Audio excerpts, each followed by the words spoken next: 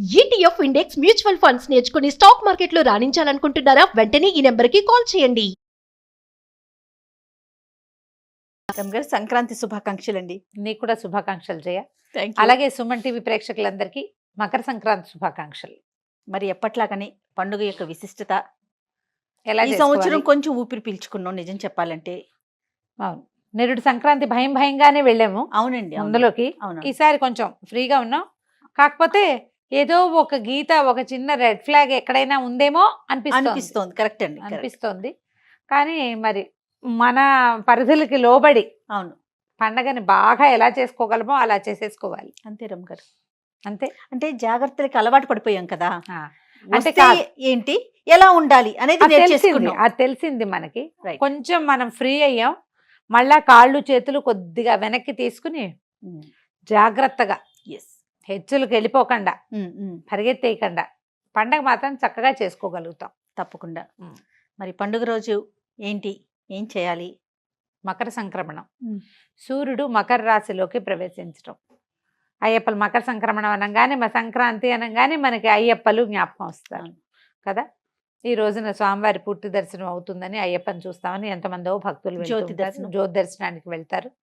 మకర జ్యోతి దర్శనం అది ఒక ప్రత్యేకమైన కల్ట్ కదా. అటువైపు వెళ్ళేది. మనం మామూలుగా ఇంట్లో ఉండేవాళ్ళం ఏం చేస్తాం, భోగి నాడే తలంట్లు పోసుకుంటాం. సంక్రమణం నాడు తలంటి పోసుకోవటాలు అవి పెద్ద విశేషంగా చేయక్కర్లేదు. ముందు రోజే మనం బాగా అభ్యంగనాలు చేసేసి ఉంటాం కాబట్టి. సంక్రమణం నాడు ప్రత్యేకంగా ప్రతి నెలా వచ్చే సంక్రమణం నాడు కూడా పెద్దలకి నీరు ఇవ్వటం అనేది ఒక పద్ధతి ఉంటుంది. అప్పుడు చేసినా చేయపోయినా పెద్దవాళ్ళకి పెట్టుకునే రోజు ప్రత్యేకంగా ఇది. మామూలు మనం పండగ చేసుకుంటాం. ఈ ధాన్యం వచ్చే రోజు కాబట్టి విశేషంగా దాన ప్రక్రియ. గంగిరెద్దుల వాళ్ళను, హరిదాసులను, ఎవరైనా వాకిట్లో బిచ్చగాడను ఎవరు వచ్చినా సరే ఇంట్లో రకరకాల పదార్థాలు వండుకుంటాం. కొత్త బియ్యం ఒడ్లు వస్తాయి కాబట్టి కొత్త బియ్యంతో అరిసెలు వండుకుంటాం. మన ప్రాంతం అంతా అరిసెలు, చక్రాలు, చేగోడీలే చేసుకుంటాం ఎక్కువగా. అరిసెలు చక్రాలే కదా చేసేది. వాటిని ఎవరో ఒకళ్ళకి దానం చేయటం. మనకు కావాల్సిన 1/2 కేజీ వండుకోకుండా ప్రతి వాళ్ళు 5-6 కేజీలు కొట్టిస్తారు అరిసెలు. అదే చేసుకుంటాం కదా. అక్కడి నుంచి తీసి ఇవ్వడం దానము. తర్వాత విశేషంగా ఏంటంటే స్వీట్లు అవి పంచిపెట్టుకోవటం. తర్వాత నువ్వులు ఉండలు పంచటం, గుమ్మడికాయలు లాంటివి ఎవరికైనా ఇవ్వటం. ఈ రోజుల్లో పచ్చగుమ్మడి బాగా విశేషంగా కనపడతాయి. పువ్వులు వస్తుంటాయి, గుమ్మడికాయలు వస్తాయి. గుమ్మడిని దానం చేయటం చాలా విశేషమైన దానంగా చెప్తారు. ఇప్పుడు కుష్మాండ దానం ఇస్తే భూమిని దానం చేసిన ఫలితం లభిస్తుందట. అంత మంచిదన్నమాట. సంక్రమణంలో పూజారులకు ఇవ్వచ్చు, ఎవరో ఒకళ్ళకి బ్రహ్మచారికి ఇవ్వచ్చు, దేవాలయంలో ఇవ్వచ్చు. ఎవరైనా మన ఇంటి పురోహితుడి అయ్యగారు తీసుకుంటారా అని అడగాలి.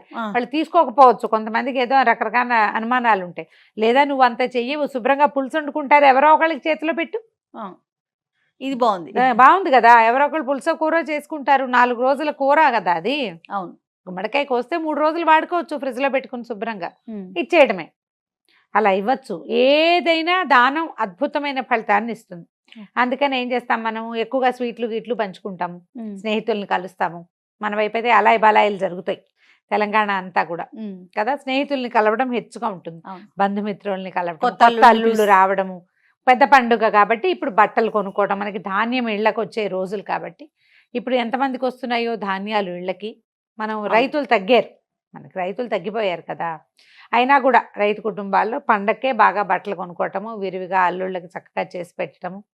3 రోజులు 4 రోజులు పండగ 4 రోజులు నవకాయ పిండి వంటలతోటి భోజనం పెట్టడం, అల్లుడిని గౌరవించడం, వాళ్ళ పుట్టింటి వాళ్ళందరినీ పిలుచుకురావటం, వాళ్ళని కూడా పిలిచి బట్టలు పెడతాము. ఇవన్నీ మనకి సాధారణంగా జరిగేవి. పెద్దవాళ్ళకి పెట్టుకోవటం కూడా ఇది ఏంటంటే మన మహాలయ పక్షాల్లో చేసాం ఇంతకుముందు. అది ఎప్పుడు వచ్చింది, భాద్రపదంలో వచ్చింది కదా. భాద్రపదంలో వచ్చిన మహాలయ పక్షాల్లో తిథి తెలిసి చేస్తాం. అమావాస్య నాడు తిథి తెలియని వాళ్ళు పెట్టుకుంటారు. అప్పుడు లేని వాళ్ళు కూడా దాదాపుగా అన్ని జాతులలోనూ ఈ రోజున పెద్దలకు పెట్టుకోవటం కనిపిస్తుంది మనకి. పెద్దవాళ్ళు అంటే తండ్రి మరణించిన తండ్రి, తాత వాళ్ళ పేరుతోటి 2 విస్తరాకులు పరిచి చక్కగా వండిన పదార్థాలని అందులో నివేదన చేసి పెట్టుకోవటం, వాళ్ళ ఫోటోలు పెట్టి వాళ్ళ పేరుతో బట్టలు పెట్టి, బట్టలు ఎవరికైనా ఇస్తాం, భోజనం ఎవరికైనా పెడతాం, బట్టలు ఇచ్చేస్తాం ఎవరికైనా. నాన్నగారి పేరుతోటి బట్టలు ఇవ్వడం. ఇది తద్దినాలు తిథులు పెట్టే అలవాటు ఉన్న వాళ్ళు చేసే పనిగా కనపడదు మనకి. అవును, ప్రతి అలా ఒక్కరం కాదు. చేసుకుంటాం. మామూలు వాళ్ళు ఎవరైతే ఈ తిథి ప్రకారం తద్దినమో అది పెట్టలేకపోతారో వాళ్ళు పెద్దవాళ్ళకి పెట్టుకోవటం కోసం అన్నమాట. తర్వాత మనని ఆశ్రయించుకుని ఉండేవాళ్ళు, బట్టలు ఉతికే వాళ్ళని, వాకిళ్ళు ఉడ్చేవాళ్ళు, ఇళ్ళ పనులు సహాయం చేసేవాళ్ళు, వాళ్ళకు కూడా మా వాళ్ళందరూ కూడా పెద్ద పండక్కే బట్టలు కుట్టించేవాళ్ళు పాలేళ్ళకి. అలాగే అలవాటు ఉండేది నా చిన్నప్పుడు. తర్వాత ఇప్పుడు అంత కమతంగా ఉండేవాళ్ళు వాళ్ళు తగ్గారు కదా. అయినా సరే ఈ పండుగ రోజుల్లోనే మనకి డబ్బు ఎక్కువగా కనిపిస్తుంది. అవును. సంక్రాంతికి బోనస్లు ఇది వరకు ఇచ్చేవాళ్ళు, ఇప్పుడు ఇస్తున్నారు ఇవ్వట్లేదు. బోనస్ రావటం ఈ పండగ రోజుల్లోనే మనకి ఎక్కువ ఖర్చు కనిపిస్తుంది, సంతోషము ఎక్కువగా కనపడుతుంది. బొమ్మలు పెట్టే అలవాటు ఉన్న వాళ్ళు బొమ్మలు పెట్టుకుని బొమ్మలకి హారతి ఇచ్చుకుని ఇంట్లో తాంబూలాలు ఏమైనా ఇచ్చుకోవటం. ప్రత్యేకమైన పూజా విధానం పాటిస్తామా రమ్మగారు? బాగా ఎక్కువగా కనపడేది ఏంటంటే సంక్రమణం రోజున మనం దాన ప్రక్రియ అంటే పెద్దవాళ్ళకి పెట్టడమే కాకుండా ఎవరికైనా ఏమైనా పంచి పెట్టడం చేయం. ఓహో. ఇప్పుడు ఈ రోజున దేవతలు నిద్రలేస్తారని చెప్తారు. మామూలుగా మనం కాల గమనాన్ని 2 రకాలుగా కొలుస్తాం. అవును, 2 ఉన్నాయి. అవును. ఉత్తరాయణం, దక్షిణాయనం. దక్షిణాయనం అని. సూర్యుడే మనకి ప్రధాన దైవం, అతనితోటే మన రోజు, ఆయన ఉంటేనే మన రోజు. అంతే కదా. ఎంత పెద్ద జబ్బు చేసినా సూర్యరశ్మి సోకిన వాడి ఆరోగ్యం వేరేగా ఉంటుంది. సూర్యుడే ఆరోగ్యకారకుడు. ఆయన ఈ రోజు నుంచి ఉత్తరం వైపు నడక మొదలు పెడతాడు. ఈ నడక ఉత్తరం అంటే పూర్తిగా ఉత్తరం మీదగా వెళ్ళిపోడు, ఉత్తరం వైపుకి వాలి ఉదయించడం మొదలు పెడతాడు. మన మామూలుగా మనం ఒక సంవత్సరము దేవతలకి ఒక రోజు అని చెప్తారు. ఈ ఒక రోజు అంటే అందులో పగలు రాత్రి ఉండాలిగా. ఒక రోజులో వాళ్ళ పగలు ఏది? ఈ ఉత్తరాయణ కాలం. ఈ మకర సంక్రమణం రోజున ఉత్తరాయణం ప్రారంభం అవుతుంది. ఇక్కడి నుంచి మళ్ళీ ఆషాఢ మాసం ఇంచుమించుగా అప్పటిదాకా ఉత్తరాయణమే నడుస్తుంది. ఆ తర్వాత వచ్చేది దక్షిణాయనం. అప్పుడు ఏం చేస్తాం మనం? మనకి ఎన్ని పూజలు వస్తాయి అప్పుడు. అవును, ఎన్ని పూజలు, ఎన్ని రకాల నోములు, తర్వాత ఎన్ని ఉపవాసాలు, ఎన్ని స్నానాలు, ఎంత హడావిడిగా ఉంటుంది. అదంతా ఉపాసనా కాలం. ఇది ఇప్పుడు దేవతలు సంతృప్తి పడే కాలం అన్నమాట. వాళ్ళు నిద్ర లేచి చూస్తారు మనని, నువ్వు ఎట్లాంటి పూజా విధానం చేస్తున్నావు, ఎలాంటి దాన ప్రక్రియ చేస్తున్నావు, నువ్వు ఎట్లా సూర్యారాధన చేస్తున్నావు. దీని తర్వాత వచ్చేది పుష్యం, తర్వాత వచ్చేది మాఘమే కదా. అవును, సూర్యారాధనే. ఇది ఒక రకమైన సూర్యారాధనే ఈ రోజున మనం మొదలు పెడతాం. పొద్దున్నే సూర్యుడికి నమస్కారం చేసుకోవటం, తలంటి అవసరం లేదు కాబట్టి చక్కగా స్నానం సంధ్య ముగించుకోవటం, దేవుడికి దీపారాధన చేసుకోవడం. ప్రత్యేక పూజలు అంటే పల్లెటూళ్ళల్లో కనపడేదైతే ధాన్య లక్ష్మి పూజ. పెద్దగా పూజగా ఏం చేయరు. ధాన్యపు కంకులు ఇలా ఏం చేస్తారు, వాటిని కట్టేసి వేలాడేస్తారు. పక్షులు హాయిగా తినడం కోసం కింద ధాన్యపు కంకుల్ని పక్షులకు ఆహారం చేస్తాము. తర్వాత ఏమో పశువులకి చక్క గారెలు అవి వండి పశువులకు కూడా పెడతారు. ఒక్కొక్క ఊళ్ళో ఒక్కొక్క ఆచారం కనిపిస్తుంది, ప్రాంతాల వారీగా మారుతుంది కదా. ఇప్పుడు పాలు పొంగించే ఆచారము అది మన ఆంధ్ర ప్రాంతాల్లో కంటే, అంటే ఆంధ్ర తెలంగాణ ప్రాంతాల్లో కంటే కూడా కొంచెం తమిళనాడు బార్డర్స్ లో అక్కడ కనపడుతుంది. తమిళియన్స్ చేసుకుంటారు కాబట్టి పాలు పొంగించి చెరుగడతో కలపటాలు అవి మనం చెయ్యం, పెద్దగా మనం చెయ్యం. ఒకవేళ అలాంటిది ఏదైనా ఉంటే దీంట్లో మనం ప్రధానంగా గుర్తుపెట్టుకోవాల్సింది ఏంటంటే పండుగలు విధానాలు మన ఇళ్లల్లోవి, మన ఊళ్ళల్లోవి, మన ఇంట్లో ఏం చేస్తారో అది, మన పెద్దలు ఏం చేస్తారో మనం చేయటం. మనం అమెరికాలో ఉన్నాం, ఆస్ట్రేలియాలో ఉన్నాం, ఆఫ్రికాలో ఉన్నాం పోనీ, కానీ అక్కడ మన పండగ వాళ్ళు చేయరే. అవును, మన పండగ మనమే కదా చేసుకుంటాం. అప్పుడు మన పెద్దమ్మ మన అమ్మమ్మ ఎవరో ఒకళ్ళకి ఫోన్ చేసి పండగ రోజున ఏం చేయవో సంవత్సరం 2 ఏళ్ళు కనుక్కున్నారనుకో, 3వ ఏడాదికి మనకే తెలుస్తుంది. అంతే కదా. సోషల్ మీడియాలో ఫాలో అయ్యి వాళ్ళెవరో చేసే విధానాలు మాత్రం ఫాలో అవ్వద్దు. మనం సంస్కృతిని సాంప్రదాయాన్ని ముందుకు తీసుకెళ్లాలంటే ముందు వెనక్కి చూడాలి ఒకసారి. ఎప్పుడు కూడా వెనకాల ఏది ఉందో చూసుకుని దాన్ని ముందుకు తీసుకెళ్తే ఎందుకు పెట్టారో కొన్ని మనకు అర్థం కూడా. గోల్డ్ ఈజ్ గోల్డ్ కదా రమ్మగారు. కొన్ని విధానాలు ఈ విధానం ఎందుకు వచ్చింది అంటే దానికి పెద్ద సమాధానం ఉండదు. మన ముందు తరాల వాళ్ళు కూడా చెప్పలేకపోతారు. ఇదే మన అలవాటు, మన పద్ధతి. వాళ్ళు చేశారు, మనం కొనసాగించటమే. కొన్నిటికి రీజన్స్ మనకు అర్థమవుతుంటాయి. కొన్ని ఎవరైనా పెద్దవాళ్ళు చెప్తారు. రీజన్ తెలియనివి మన ఇళ్లలో ఉన్నప్పటికీ, మన ఊళ్ళల్లో ఉన్నప్పటికీ అది మనం కొనసాగిస్తూ ఉంటే మన పిల్లలకి మన మూలాల్లో నుంచి ఎంతో కొంత విజ్ఞానాన్ని ఇవ్వగలుగుతాం. ఎన్నో కొన్ని విధానాలని మన పిల్లల జీవితంలో జీన్స్ పరంగా రావాల్సినవి వస్తూనే ఉంటాయి. ఆ జీన్ సైక్లింగ్ ఉంది చూసావా, దాన్ని దెబ్బ తినకుండా ఉంచాలంటే ఈ రోజుల్లో ఇది తినాలి అని మన జీన్స్లో ఫిక్స్ అయిపోయి ఉంటుంది. అది డిస్టర్బ్ చేయొద్దు. అంతే. దానికి మన ఊళ్ళల్లో ఎవరైనా ఫ్రెండ్స్ చుట్టాలు ఎవరు లేరండి మాకు అంటారు. ఏ కజిన్సో లేకుండా ఎందుకుంటారు ఎవరికైనా? దానికి ఏం చేయాలి మనం? బాగా మానవ సంబంధాలు కాపాడుకోవాలి. మెరుగుపరుచుకోవాలి.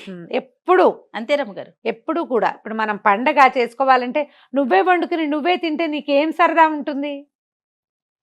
నువ్వు వండుకు తింటాం ఎందుకు? బయటకు వెళ్ళి కూడా తెచ్చుకు తినేసేయచ్చు. అవును. నువ్వే తినేటట్టయితే నలుగురితో పంచుకు తినాలంటే నలుగురు కలిసి చేసుకోవాలి దాన్ని. పండుగలు అందుకే కదమ్మా ఇంత విశేషంగా చేస్తాం. అవును. నలుగురిని కలవటం, స్నేహితుల్ని కలవటం, మనం చేసిన పదార్థాలు, మన ఇంట్లో చేసిన ప్రసాదాలు నలుగురికి పంచిపెట్టడం, మన సంతోషాన్ని ఇంకొకరితోటి పంచుకోవడం, అట్లా సోషలైజ్ అవ్వటం కోసమే పండుగలు ఇంత విశేషంగా చేస్తాం. ఇప్పుడు చూడు, ఇప్పుడు హైదరాబాద్ నుంచి బందరు, బెజవాడ, నర్సీపట్నం వైపు వెళ్ళిపోయే బస్సులు ఎట్లా విపరీతంగా వెళ్తాయో. స్పెషల్ బస్సులు వేసినా వేల కూడా కొద్దీ. చాలదు. అయినా సరే చాలదు. మనం అసలు రోడ్డు మీదకి వెళ్తే అక్కడికి చేరలేము, ఇంటికి రాలేము. ఆ పరిస్థితుల్లో చిక్కుంటాం. అందరూ ఊళ్ళకి పరిగెత్తాలనుకుంటారు. కోడి పందాలు వేస్తారు, ఇవో రకరకాల సరదాలకి చేసేవి. క్రమంగా అవి పెద్ద పెద్ద పందాలుగా పరిణమిస్తాయి అనుకోదు, వేరే కదా. మామూలు కుటుంబాల్లో ఏం చేస్తారు? అవును. అవంతా చేసుకోం కదా. చక్కగా ఏదో పప్పులు వండుకుంటాం, మంచివి 4 రకాలు, అందరం కలిసి నలుగురం కూర్చుంటాం. కలిసి ఒక చోట కూర్చుని కబుర్లు చెప్పుకుంటాం.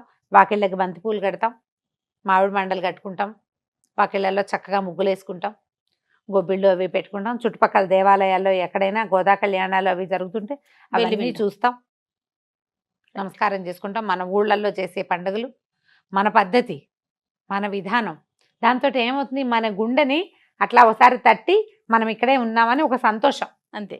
అది సంవత్సరం అంతా వస్తుంది. మళ్ళీ సంవత్సరం మధ్యలో ఏ రకాల ఇబ్బందులున్నా ఈ వెనకాలన్న సందడిని తలుచుకుంటూ ఉంటే భయం లేకుండా ఉంటాం మనం. మన వెనకాల ఉన్న గుంపు గుర్తొస్తా ఉంటుంది. మోరల్ సపోర్ట్ ఉంటుంది. అందుకని ఎప్పుడు కూడా పండుగలు ఒంటరిగా చేసుకోవద్దు.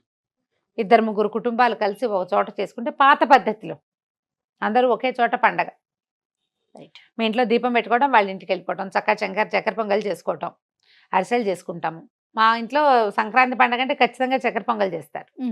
పైగా ఈ గోదా కళ్యాణం చదువుకుంటాం ఘట్టం. అవును. ఇంట్లో కళ్యాణం చేసే అలవాటు ఏం లేదు మా ఇంట్లో. ఆఖరి పాసురం చదువుకుని భోగినాడు చదువుతారు. పాసురం ఒకవేళ 28-29 రోజులకి అయిపోయింది అనుకో, అప్పుడు 30వ పాసురం పండుగ నాడు చదువుకుని ఆ పూట చక్కగా చక్కెర పొంగల్ చేసి పెడతారు, గారెలు అవి చేసుకుంటారు. ఎవరెవరి విధానాన్ని బట్టి వాళ్ళు. పండుగలు మనం ప్రధానంగా ప్రజలందరితోటి మమేకం అవ్వడం కోసమే వచ్చాయి. ఆ విధంగా సంక్రాంతి పండుగని ముందుకు తీసుకెళ్ళండి. ఎవరు చక్కగా కైట్లు వేసి ఎగరేసే అలవాటు ఉన్న వాళ్ళు కొన్ని ప్రాంతాల్లో వేస్తారు కదా, అవునవును. చక్కగా గాలిపటాలు ఎగరేసుకోవటం, పెద్దవాళ్ళకి నమస్కారం చేసి రావటం, అన్ని స్నేహితుల్ని కలవటం, ఇలా ఈ పద్ధతిలో పండుగని ముందుకు తీసుకెళ్ళండి. తప్పకుండా రమ్మగారు. మరొకసారి సంక్రాంతి పండుగ శుభాకాంక్షలు.